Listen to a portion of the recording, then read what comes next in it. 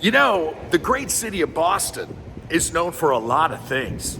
New England clam chowder, Fenway Park, home of the Red Sox, and of course, baked beans, right?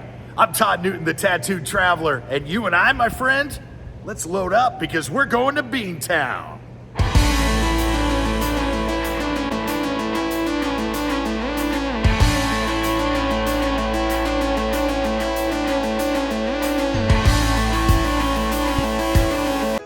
Love, love, love Boston. And our first stop is the North End, Boston's Little Italy, a maze of narrow streets with some of the city's oldest buildings and great delis, coffee houses, restaurants, and of course, Mike's Pastry Shop. Mike Mercogliano is the man we have to thank for all of this.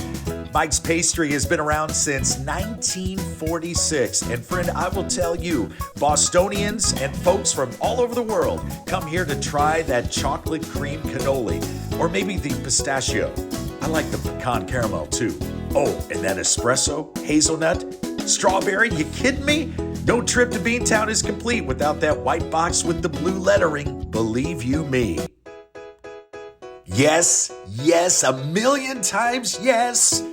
Now, if your appetite is craving something a little more substantial, then cruise just a block or two up Hanover Street to my favorite Italian restaurant in the North End, Mother Anna's.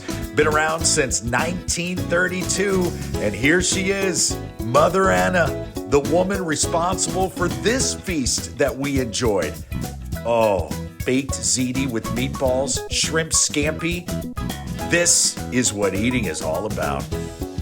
You know, a great way to see Boston is to take a stroll along the Freedom Trail, a 2.5-mile long path through the city that passes by 16 locations that were significant in our nation's history, like Paul Revere's house.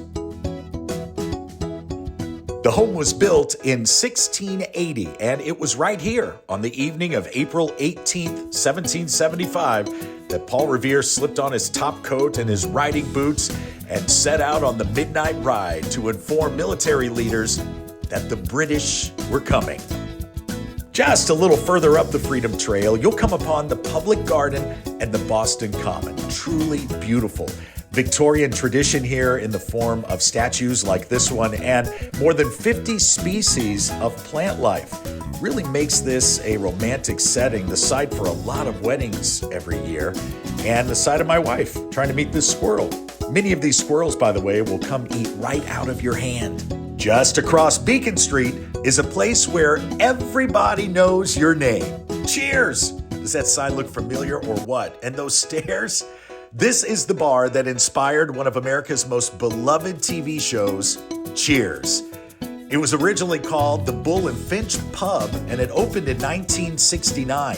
And when TV producers were looking for that perfect American bar, of course they headed to Boston because of all the colorful pubs and the sports teams, and they found this spot. They knew this had to be the place. And while you're here, you can see the original set piece that was used during taping of the TV show. There it is. That's the actual bar. You can almost picture Woody and Coach and Sam and Diane behind the bar. Norm seated at the end. Norm! Of course you're going to want to grab a souvenir t-shirt.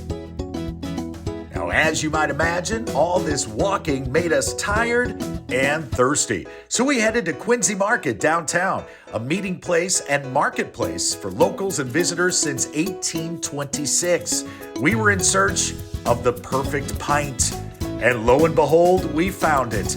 From Two Roads Brewing Company, this is Rosemary's Baby, a delicious pumpkin ale, aged in rum barrels with a little cinnamon sugar along the rim. Yes, indeed. Thank you, Boston. I'll always have a place in my heart for you. We did it.